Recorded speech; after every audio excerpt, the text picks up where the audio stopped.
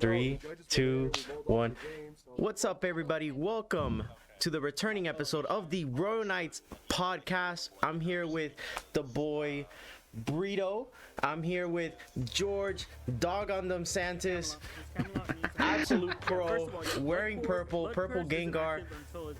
You've been purple since set one. Yes, sir. Set one, baby, all the way in the beginning. And then now you won your regional with purple with the boy, the threat, the Royal Knight, absolute killer, Belfie. Yes, sir. Yes, Or should I sir. say the mode? the best way to recur fake Gobblemon. Yeah. Shiny Goblin. Yeah. Yeah. So, returning episode. It's so great to be back. We're gonna have a lot of awesome guests. We're starting off strong with the boy George, Purple God over here, and then let's talk about just Digimon card games in general. Let's do it. You know, we recently had a big event recently. We had a Gen Con. Gen Con, yeah. Yeah, George, that was a I lot know- of people. I know you were there. How was that? It was fun. I got to be in GFG house with everybody, Tyler, a bunch of other big streamers, Max, Mario, all the homies, Moonrose, you name it, bro. We were chilling. But yeah, it was fun.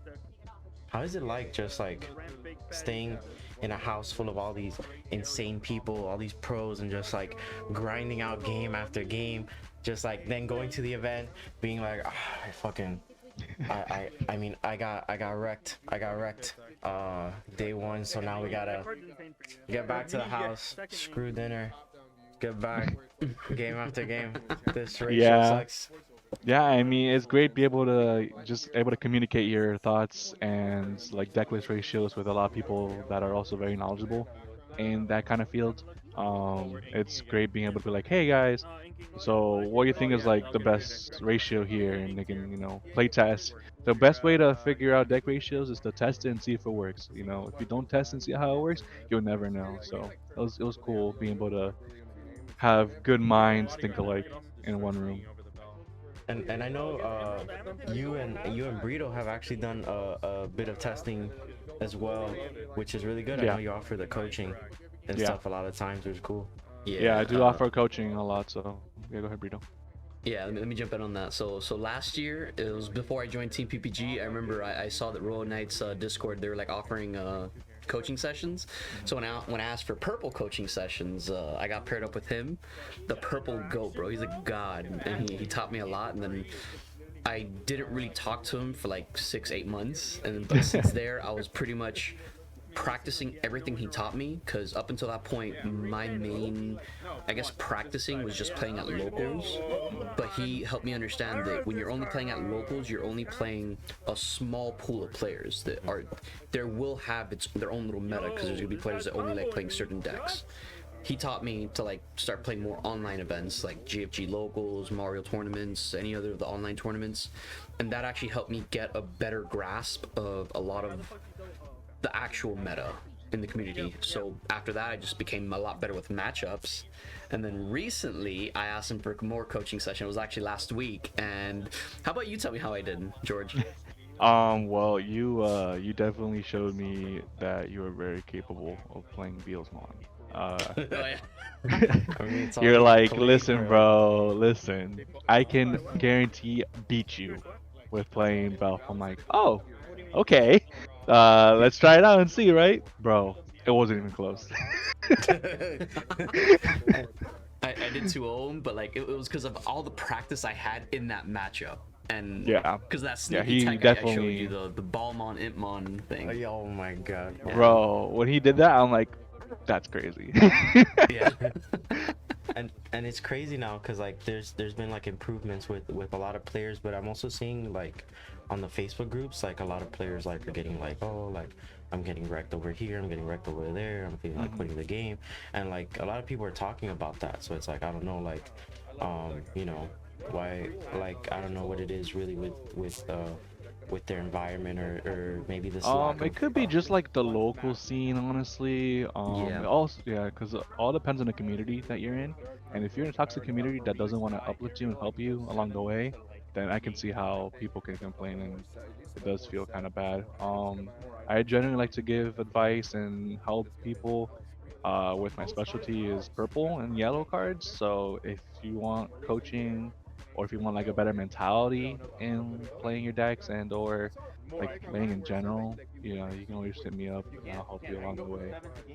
Again, it's all about who you connect with and who's there to help you. Because if they're not to help you, you get that mentality for sure.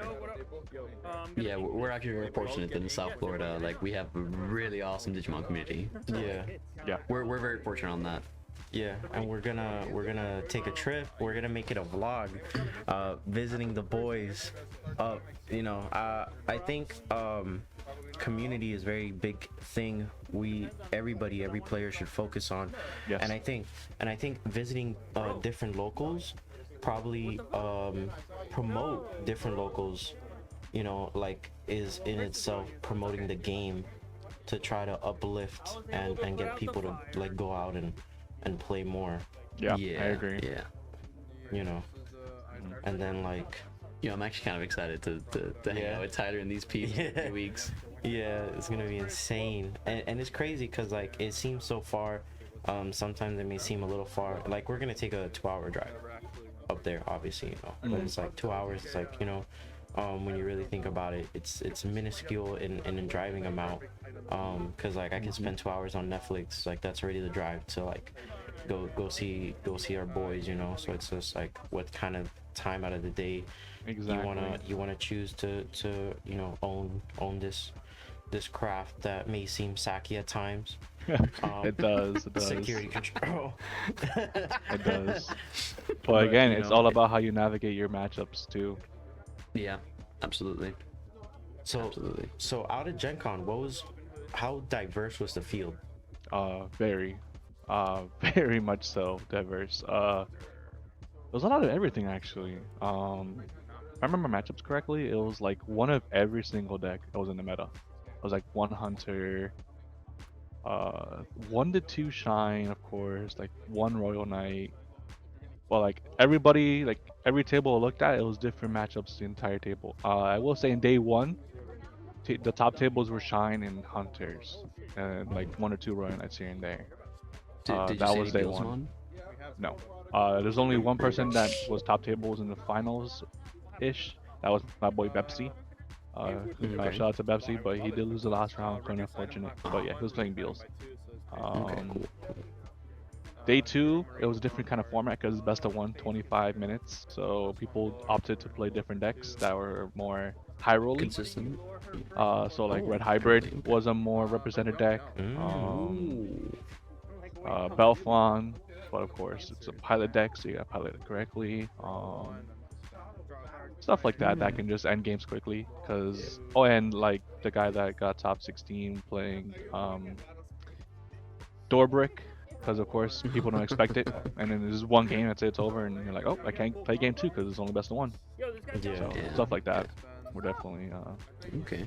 I played in the Gen Con online regionals on the Friday, and I would say that mine was pretty diverse. The only thing that I kept on seeing consistently was Shine Gray. I got paired up into 3 of them. I beat all 3 of them. But for the most part, every other round was a different deck. yeah. But And it's good to see the game heading into that direction, that healthy direction of very diverse meta, because that's a lot of things. I mean, One Piece is struggling with it right now. I mean, the meta, you could say it's diverse, but I really, when you see all these charts and everything, all you're seeing is red. yeah. And Yu-Gi-Oh, most of the time you see just like one main deck, which currently is Kashtira. Kashtira, yeah. In the game, which is like their tier 1 deck of the format. So it's great to be Pokemon. I mean, Pokemon's kind of diverse, but not really at the same time. It has more like a 3-4 deck triangle ratio. But like Digimon is just like, I could go Blue Flare, I could go Red, I could go Belpha, I can go I can go Royal Knights, I can go Set Control, I can make up something completely different and put pieces together and it'll work. Kind of game. So it's really good to be a part of that. And then like the future meta. Let's throw out some let's throw out some stuff for our viewers to start cooking. Well, people Oh, already dude. know what I'm gonna do. BT14, Mastemon, obviously. Of course, of course. Of course, you know you have to play Mastemon with the new Patamon and all that stuff. Oh yeah, because the yellow line. Yes. Okay, I'm starting to see it, dude. I'm starting to see it because the whole vaccine. You get to search your security. Okay, that's gonna be pretty dope. Yeah, everybody's been talking about or Deanmon just shooting up, especially like the champion ones and everything, because like of that. It's just next set. A lot of people are talking about Fenrir as well. Yes, Oh, yeah, dude. Yes. Fenrir, Wait, dude. As the purple god, like, aren't you gonna be playing Fenrir? It's a deck that I want to definitely build for sure. And practice with, because I like to practice everything that's purple wise that comes out. There's like Lugamon coming out next set, Fenrir, and all that kind of stuff. But my main focus next set, since I do have my invite, is probably just gonna be Mass Day. Just you know, chilling, playing Mass Demon, having fun. But like when I do want to try hard, I do have 2 regionals coming up soon. I don't know if it's Ooh, okay. because I did sign up for them because might as well. I think there's still Yeah, of course. BT13 format though, but yeah. For BT14, definitely want to try out all the purple decks coming out because I'm glad to see more purple decks are getting represented in the meta, like tier 1, tier 2. Yeah, cool. for It's cool to me, see. I haven't breached that top 16 just yet, so I'm probably still gonna be tryharding. But I'm gonna be honest, I think the only deck I feel I can get top 16 with currently is Beelzemon, just because I have the most skill. Well, I believe I'm one of the better Beelzemon players with it, but I also feel like it's still in the meta. It's probably not as represented as much, but I still feel like I can beat most decks with it. Like I don't Good. feel like there's any deck that's a hard loss. Yeah, you have a good matchup against Shine Gray, so I really do, yeah. I rarely lose to them. When I do, it's either because I brick or they just like really drew really good hand, and they're able to just OTK me pretty much. oh yeah, that's, And yeah, can't do anything about that unless you have Yeah, a exactly, bomb and yeah. security. exactly. And it's great to see that they can like maneuver with color, because there was like at one point where blue and red were pretty Yeah. much the set defined. Yeah. And then if you were playing green, you were crazy. Yeah. And then they come out with Bloom Lord, and now it's like you know, and I mean Hercules, Kabuterimon as well. I mean Max won an Omni off that deck. And then like you have all these different rotating colors to a point now, where it's just like, I mean, it really is like just a plethora of decks. So it's not like you can hard say, oh, my locals is just playing Shine, I auto lose, or my locals are just playing Royal Knights on auto lose, and it's just playing this and I auto lose, and it's like no one really takes the time to explore the rainbow. Yeah, it's diverse for sure. I mean, Blue Flare won an event at Gen Con too, so it's Yeah, I was like, gonna say you know, Blue Flare is a very strong contender in the format Yeah. for sure. Being able to stun and being able to just Yeah. reoccur resources is also always super strong. So funny thing, so I was judging online, and there was this guy who I admire because I would do the same thing. He was the one and only BT1 Blue Omni Turbo in the tournament. And Wild. I'm not gonna lie, he was undefeated for a bit. For a bit. For how long is a bit? Is that like 2 rounds, bro? Like, For I think he lost the 5th round. okay, And that's when, that's still impressive. yeah. So That's very I impressive. mean, you know, let's bring him back. Yeah. Blue Piedmon, Omni, return bro. of Piedmon. We're gonna go the full circle. Yeah. Wild. But yeah, I really think it's important to look towards future metas as well. Yes. So It is. like you can have a readiness, because a lot of people also freak out when it's like a regionals coming up, and it's like, oh, we are going to do the next meta, and they freak out. They're like, oh, I don't have enough practice, this and that. It's just like, but you do have a plethora of players as well who have also just been ready for it, you know. So Yeah. so what do you think about those players that are probably just not ready to move on from a meta, or just clinging on that they don't want to further just already, like, So you know. Well, like, yeah, go ahead, George, because I have some Yeah. things to say too, but I'll say it after. yeah. To me, the like biggest thing in card games is being able to what's the word um not converge being able to adapt. That's the word I'm looking for. Adapt. Adapt, yeah. Adaptability is strong. If you don't build new decks, you're never going to adapt into the meta. You're never going to improve. You're never going to learn new strategies. If you stick to one strategy, it's not going to get you far because the people that know your strategy are just going to play around your strategy. So you definitely have to learn to, get creative. Try new decks, try new things. But yeah, go ahead. Absolutely. It was a lot along the lines of that, because people who know me, I only play Beals. I try out other purple decks. I perform well with other purple decks, but I just always find my way back to Beelzemon. So before Beelzemon had its own dedicated support, every set I would always pick things out to like use for my deck. I remember at one point I was using Shoutmon Cross 4B. I'll explain to you what that does now in a bit, George, because I know you've never touched that card ever before in your life. No. But just think of him like a Balmon, but with one extra step. Because you would essentially find a way to Digicross, put a Beelzemon under him, you would self-pop, and then Armor Purge, you have Beelzemon out. Oh. Yeah, right? Right? So That's I was kinda running wild. that tech in my Beelzemon before Beelzemon got his dedicated support, and I would just surprise the hell out of people, because I would like revive from darkness, pop my Balmon, play a level 5 from the trash, Digicross with the Beelzemon, play out a Beelzemon from the Balmon, then I would calling from the darkness, pop the Shoutmon Cross 4B, and I'd have 2 Beelzemons out. So I would do Texan like that, and people like I adapted. I learned my matchups. I learned how to get creative with my lists, and people like if you can continue doing that with future formats, like you don't have. I don't think you have to play the meta decks to continue moving forward. You just got to learn how to use the resources you have to either improve your skills or improve your deck, or just all the above. So it goes pretty much what you said. Yeah. And then regionals. We were mentioning regionals. Oh yeah, regional invites. You know what? Yeah, that's a scary thing right now, because like Yeah. there's I don't think there's been enough invites ratio to the time frame that we have now for Nats. Yeah, and the lack of store champs does play in a factor. But do you think it's because Bandai wants to limit the amount of people that get invites? Because last year we had like 1,000+ people at Nats. Do you think they want to lower that number? I don't think they do. I just don't know how it's gonna work now, because they need to get to like 1,000 people, and there's like not even probably close to that amount of invites given, because of like obviously the every other month there's an ultimate cup that doesn't give invites, so you skip like a month, and I think they may be passing down invites. I'm not sure. I think they are. might be yeah, they're passing down invites now, Yeah. but I don't think that's still enough. Yeah, because Yeah. I earned 3 invites and I passed 2 of them down.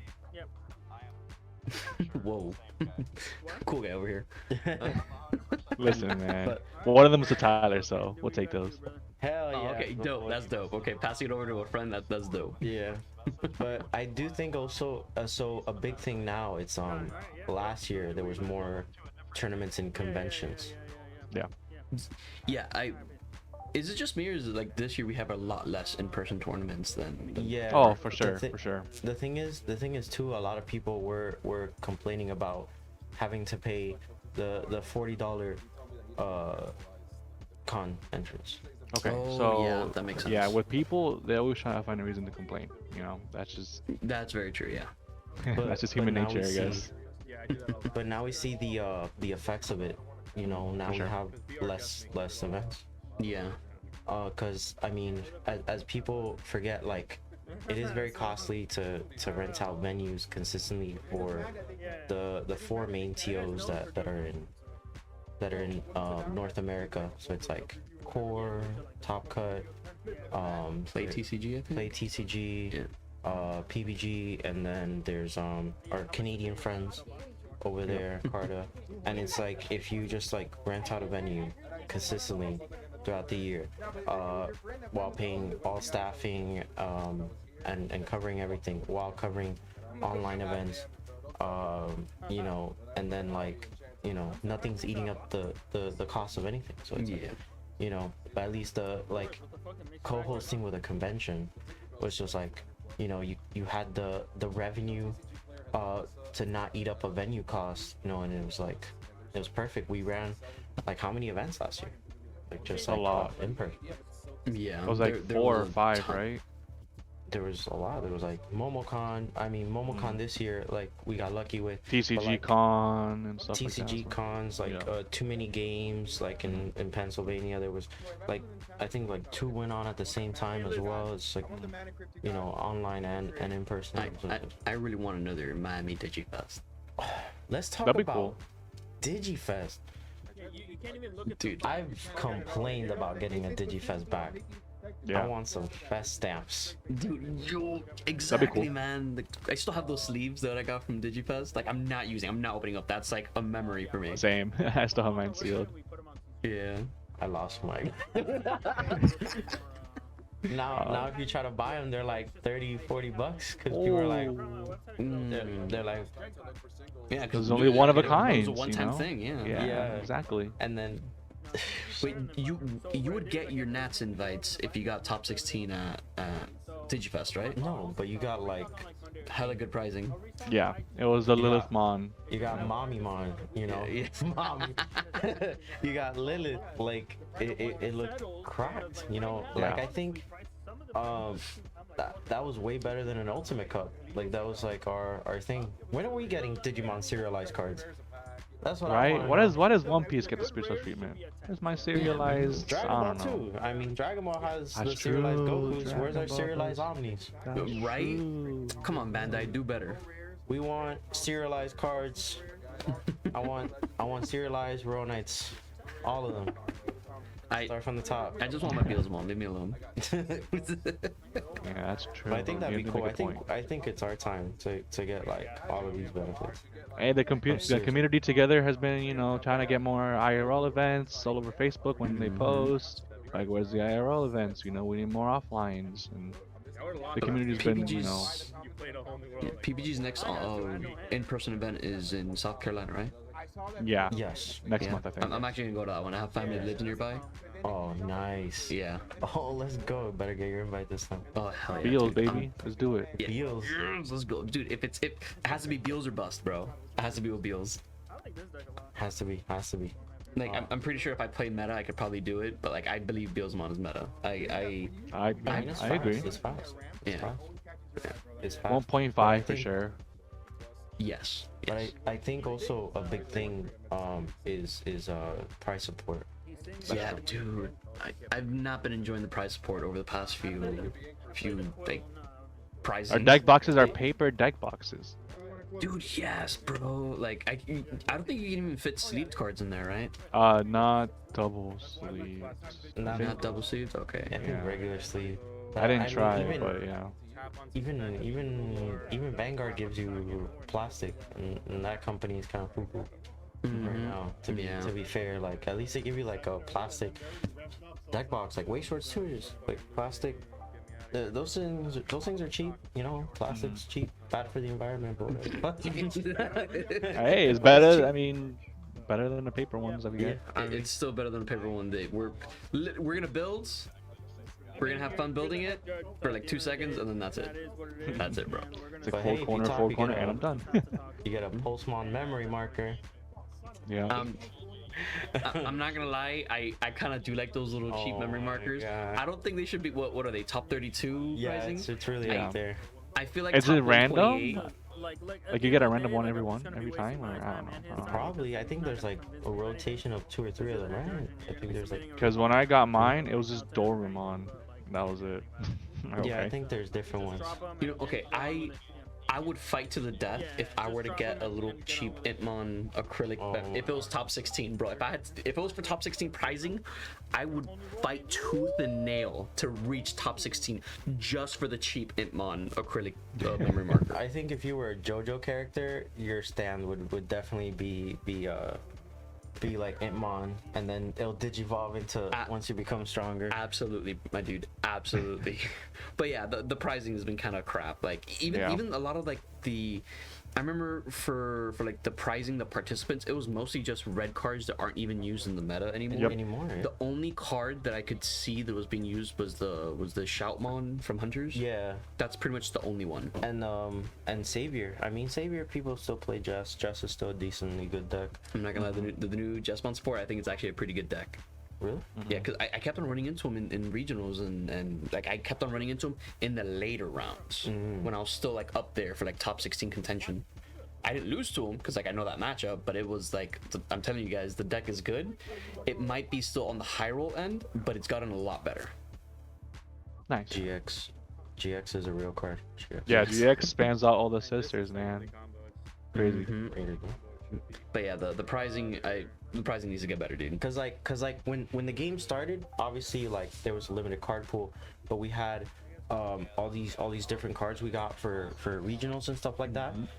And even at nationals we got like Guy Force and Hammer Sparks and stuff like that. You know, like for topping, and like the issue is like, you know, we're getting cards that were good, like the Greymon would have been great, like if I was still playing Agumon, you know, like. But yeah, like right now, it's the only thing that's even worth anything is probably just the War Growl because you played in Millith Loop, and yeah, exactly. But like it's like the only card except for you could play like the Aldemon in Red Hybrid. That's cool. Like to be honest, but even that, like if you look at the topping Red Hybrids list, they don't even touch that Aldemon. But like to be honest, if you were to switch store championship and like regional pricing, it'd be like way better. Yeah. Cause like that's like I'm glad they know what the meta cards are, but like I feel like they're printing it for the wrong stuff. Yeah. You know, cause Absolutely. like store That's always championship been is an like a issue. big- Is they're always printing cards that are like pretty versions of them a little too late. Like That's- formatted too exactly. later. It's always been an issue. Exactly. Yeah, For sure. it's Yo, I was gonna tell you. even like even the event packs are being kind of lacking. yeah. I think the only cool thing about, for example, the event pack, the ones that came out the boosts, I think that was pretty cool because like those there's a bunch of memory boosts that we still use, like Reinforce, Mist, The Judge ones. the Judge ones. Yeah, I think those are the only ones. Oh, it's the Judge packs. My bad. Not the Yeah, the event wanna- pack ones right now are like let's see here. And what's Yeah, cool yeah, is like that they that- came I with don't the know what Coda, about the judge packs. UG, and stuff like that for Alphamon. Yeah, like I think the only event pack stuff that you and me, George, want are like the minis, and that's it. Yeah. Yeah. It's And okay. Ignite, Yeah, Ignite. is cool. Ignite. I love Ignite. I had a Yeah, actually Ignite, I had to play with him because when I was still trying to make security control work for nationals, you know, in testing, I was playing Ignite Zord. So obviously, the meta deck was Black War Gray, and it was and now there's a way to get around it, with the Secon list I have, because you don't target it with options, you target it with Digimon, and that's what you need to do. But it had more protection back then, so what I would do is Zord would be out. Obviously, you know, if they try to pop it, whatever. But like Zord's out. Promote Ignite with Xiaomon, so it has retaliation. Oh.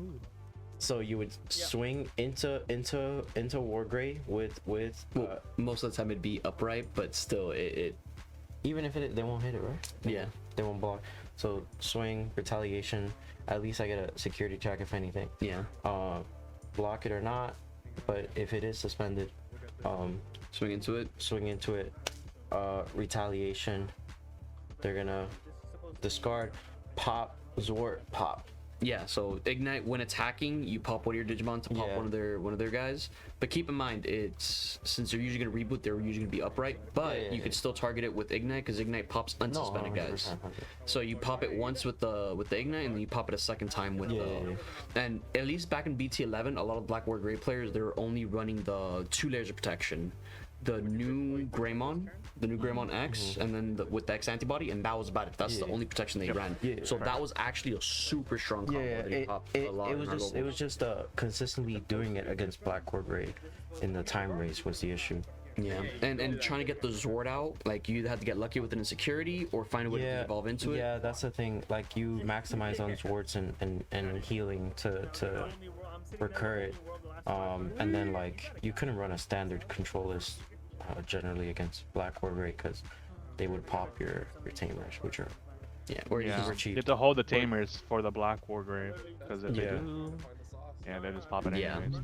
Man, Or you could just do, you could just do what I did and just ran Merva loop, or not even Merva loop. I wouldn't call it a loop because there wasn't much looping, but I just did a lot of layers of protection. I did sometimes use the Jamon, but I also used Ghazi, Devimon. I used a few of the blue Meramons. So whenever I swung with my guys, they had multiple layers of protection. So if they did decide to block it, they had to get popped 2 or 3 times. Yeah. So like, I usually got through their stuff just because they refused to block, and at that point, by the end of the game, I would just build a super wide board, and they couldn't block any of it, well, all of it. Nice. But yeah, it's Ignite, one of the best purple staples in all of Digimon right now. It has a very strong inheritable too, being able to gain the memory on all turns. Yes. And of cards Exactly, play by card effect. And just about every single purple deck can utilize that too. Yeah. A lot of recurring from trash.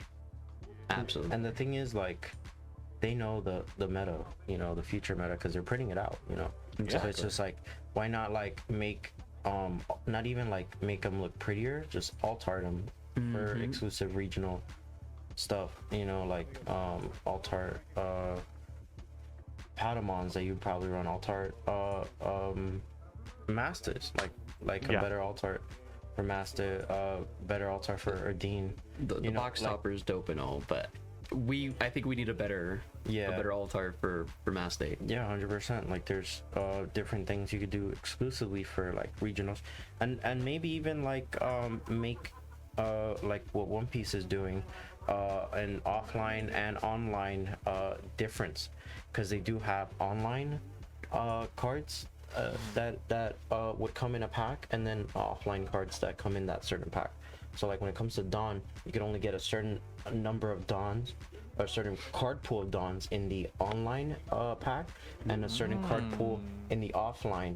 So it makes traveling more worth it because you can only get it if you were there in person. That's cool. That sounds dope. You know, we should like maneuver that. You taking notes, Bandai? Better be taking Listening, Bandai? Yeah, that's cool. You know, it's like we definitely need for the community that's continued, like it's still going strong. Oh, hell yeah. And Digimon, yeah. like underhandedly, as much as you want to say, is currently the top game for Bandai in sales, in definitely in player retention, because a lot of players stay with Digimon than any other but a lot of game. people are migrating from Yu-Gi-Oh to One Piece, so Yeah, that's the one thing. I think that more is dependent on Yu-Gi-Oh's format correct. at the time. Yeah. If it's a more like the general format, or if it's like back to like a 3-4 deck format, they kind of like go back to Yu-Gi-Oh. Because I see it here locally, and I'm sure you see it at your locals as well. It's like if it's just like tier format was the best thing that happened for One Piece, because it was just a tier 0 format, and then everybody was like, I'm tired of this. They either switched to Edison because they don't want to leave Yu-Gi-Oh, or they came to One Piece. But a lot of players already retracted back into Yu-Gi-Oh, because we used to have like 30-40 person locals, and now it's like averaging, which is still good, 24 or 20, you know. So it's definitely dependent on that format. We do still have Yu-Gi-Oh players that are playing both games right now. I'm also seeing a lot of like newer players that like just don't really play TCGs too often jump into Digimon. Like even in our locals, we have had some newer players come in and then stick to it too, and I actually have seen them get better. Yeah, that's the good thing too. We recently had some of our locals start topping, you know. Shout out to our boy Alex Gill, Yeah. who's hitting it strong with Shine Greymon right now, and he's been He's been topping. I haven't given him the advice that George gave me, but he's doing exactly what George told me to do and start playing in like more online stuff and broaden your pool. He's definitely been grinding the GFG tournaments. And also shout out to our boy Will. He's also been doing other tournaments aside from GFG, and he's been topping in those as well. Want to plug him, the online tournaments? Well, I don't even know their names. I think Mario does one. Mario, he does do the Mario ones. He does do, I think, like the Digitama Queen ones on Fridays, which I have been joining him on those. Nice. Yeah. And yeah, I think it's mainly those three because of his schedule. He just doesn't have too much time to join us at our Thursday locals, so he jumps on those online tournaments. Yeah. So the tourneys are there. He's got to commit to them.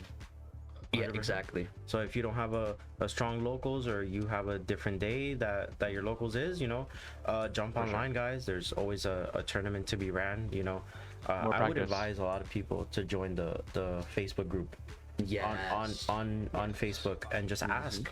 There is a good amount of players that are willing to like just plug in like different discords to get you guys going, you know, and then get you guys started on regional and all this stuff, and joining the community, which is a really good community.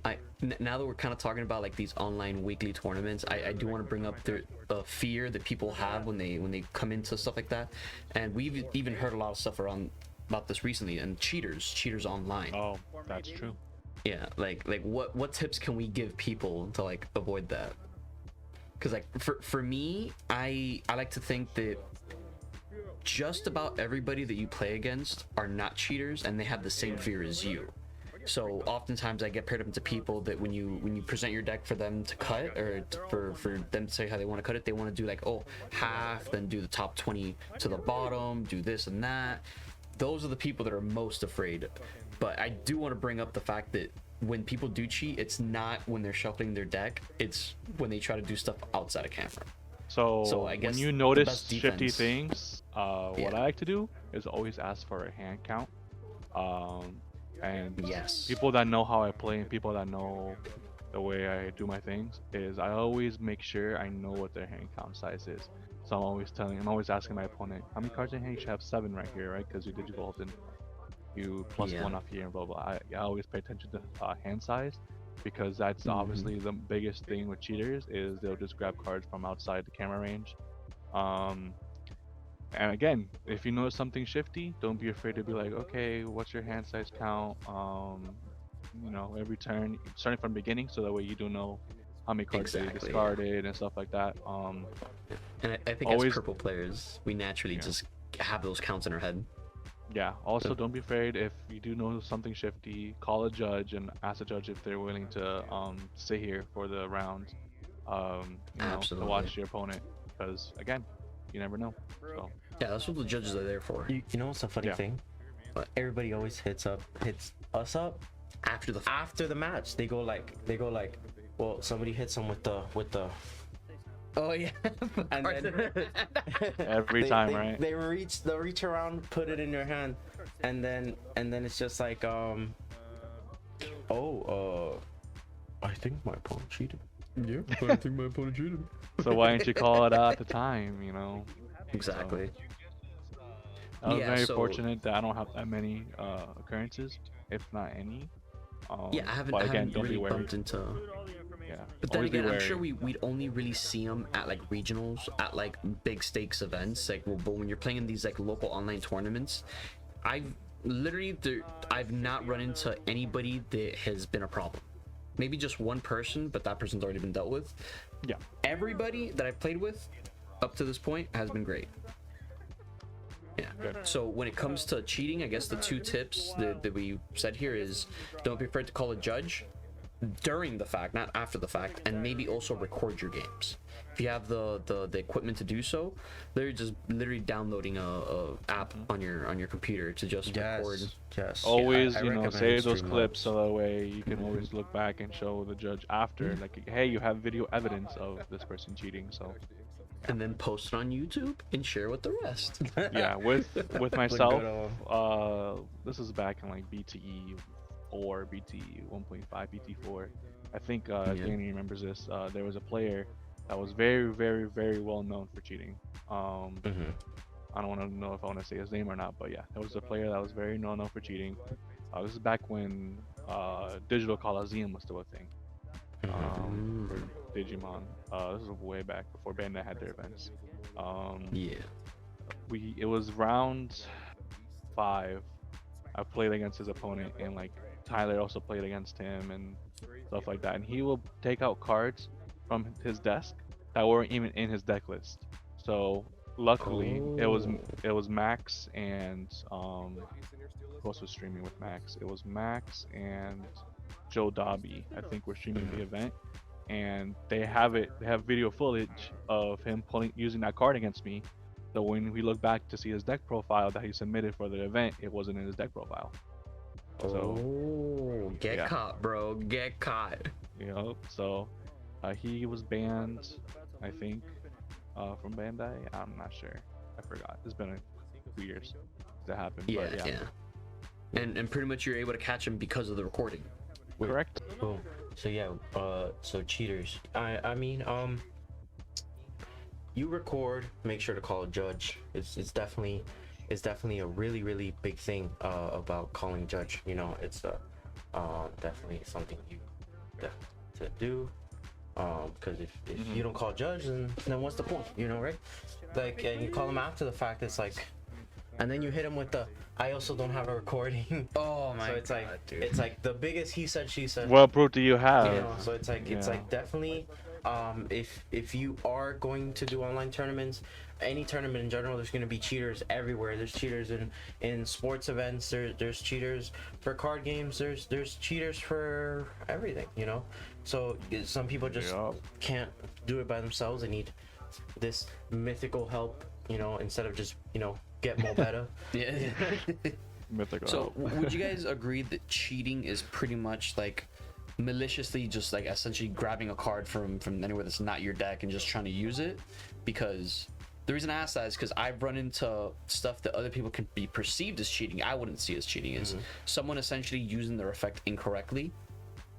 I'm not sure if it's on purpose or not. It depends if it's maliciously cheating. That's what they use for terminology. Yeah. If you notice that they're doing it because they have they can get sheer advantage out of it, and haven't done it before, but like they just, if it's consistently the same effect that they're doing, that's different. Yeah. Then I don't think it's malicious.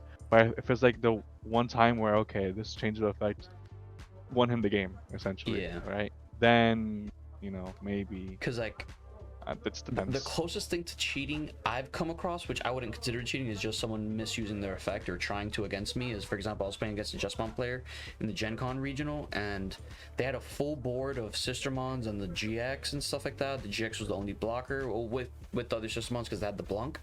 And I popped that Blanc, and they're about to try to decoy using their other Sistermon, and I'm like, you can't do that because you can only do and he tries doing that, but after he reads the card, he's like, oh wait, yeah, you're right. Did he hit you with the my locals lets me do it? Oh no. Nah, he was cool about it. He reread the card. He's like, oh wait, yeah, it does say red black, a decoy red black. So he didn't save it. And then there was another time with the blue flare player that when his metal grade died, the only tamer he had on board was the dual tamer. So he tried saving one and then trashing the other. But I had a Digimon card.dev and another tab, so I quickly read Metal Gray, and it says you may save 2. It doesn't say you may save up to 2. It just says you may save 2. So I let him know, I was like, hey, listen, you either have to save both of them or none of them. You can't just do 1 and 1. Yeah. So again, I don't think it was malicious on his part. He just thought he could do that, but he was mistaken. So I corrected him, and we proceeded on. In that case, I don't think that's cheating, or because I don't think they're doing it malicious. They just misunderstood how the card worked. But when you do see someone have half their deck in their hand by turn 3, yeah, that's straight up cheating. Or there was a guy online. There was a judge called where he was playing Black War Gray. I told you this story. I haven't told. So he was playing Black War Gray. Yeah. And then he informed his opponent that I'm not only able to pop up to 6 costs of your tamers, I'm also able to pop up to 6 costs of your Digimon on board.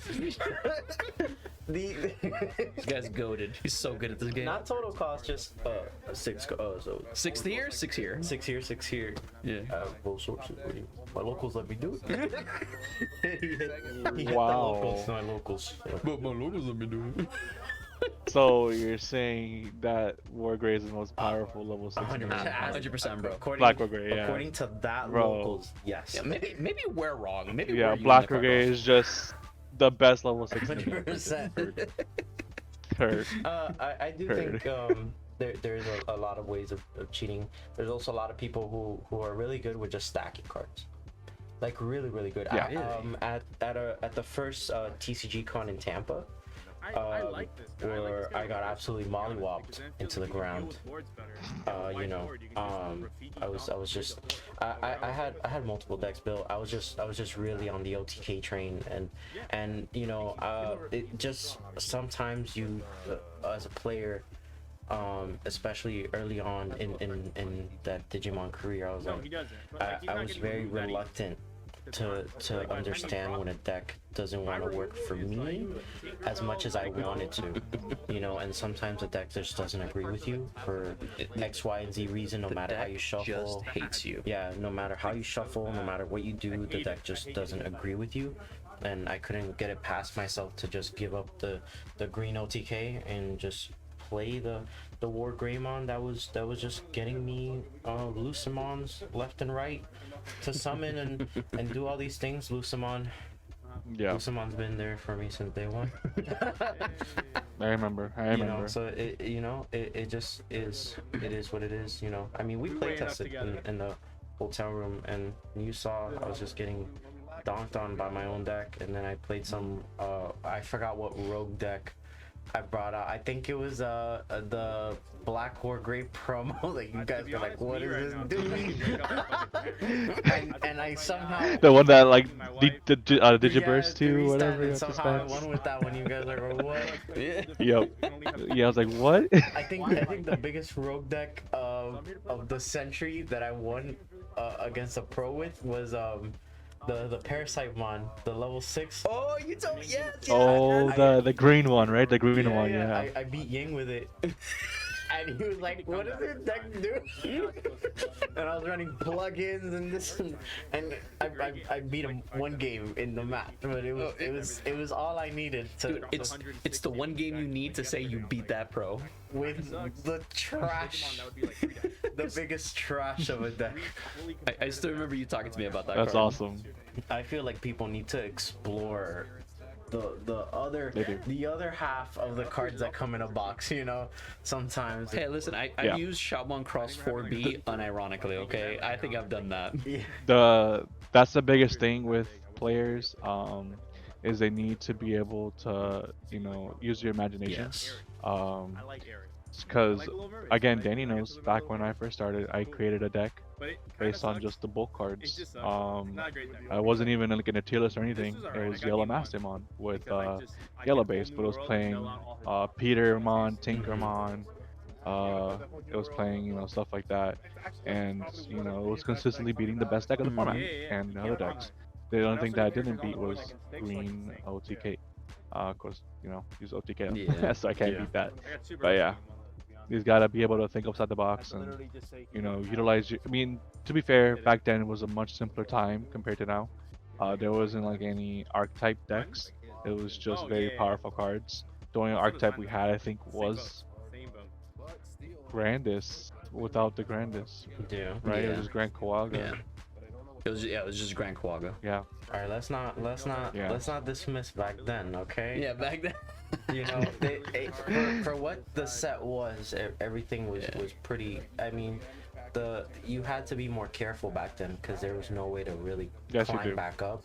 Because once you lost your stuff, one guy force and security, you were slamming a table. You know, throwing it back. You know, just like because there's There was no such thing as Death X back in the day too, so the only thing that close to Death X was Volcanodramon. So if you, again, this is how it's big. It's a big thing to manage your resources, because if you just play out your 6 rookies in Rookie Rush and you get Volked, you can't beat that, you know. 100%. So And now we yeah, have play your cards, so we can just resources. rebuild so fast. Or cards you don't Yes, need to it's a rebuild, very, very different game. Very much so. Very different game. but still the game. It's still Digimon Still the my card favorite game. game to play. 100%. 100%. Yeah, you know, power creep's always gonna be a thing in card games. So. Definitely. Call a judge. Call a judge. Call a judge. If you're getting cheated. Exactly. But yeah, it's just people should explore the other half of a set. You know, I agree. there's a lot of insane things you could do. You're looking at right now one of the, you know, back then with your group, there was a lot of decks that came out that people weren't expecting. You know, your Mass Day, blue yellow. Back in set 1, blue yellow, exactly. Yellow, It was set 1, blue yellow, Kaiser Nail, Magna Angemon, You know, and stuff there like was that. a lot of different cards that were overlooked and decks that were just coming up, and I think if we give that freedom back, you know, people will discover a completely different side of the game. Yeah.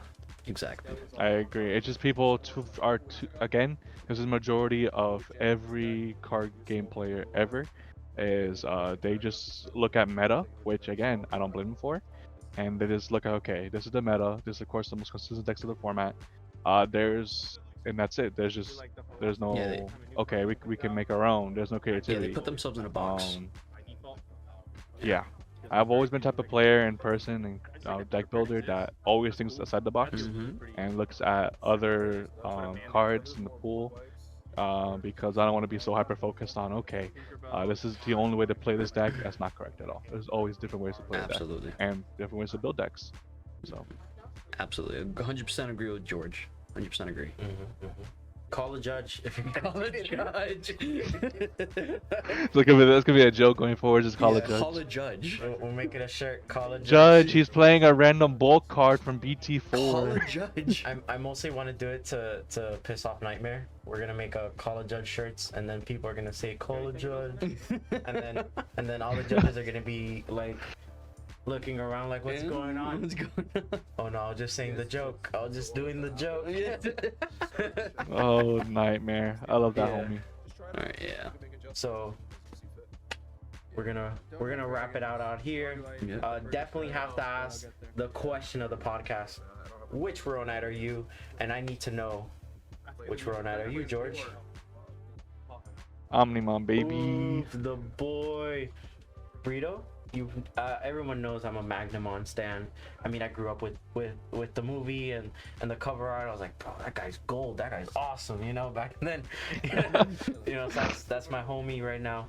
Whoa. So what's your Ronite? I would say I'm a Demon Lord, Oh but my okay, God. I'm a Demon Lord. But if I have to choose a Royal Knight, it has to be Beelzmon's homie, Gallantmon. Gallimon. There you go. go. Respectable. Right, go. Respectable. All right, guys. Thank you so much for watching. If you see us at any in-person events, don't be afraid to say hi. Make sure to play as many locals as you can online, in person, or whatever. Let's keep it going. Bandai, do more better with the price support. More in person. We want More IRL, yeah. We want to go and see the homies consistently all the time. If you want to buy any singles to make rogue decks, check the affiliate links down below. And remember, guys, stay topping. Stay topping. Thanks.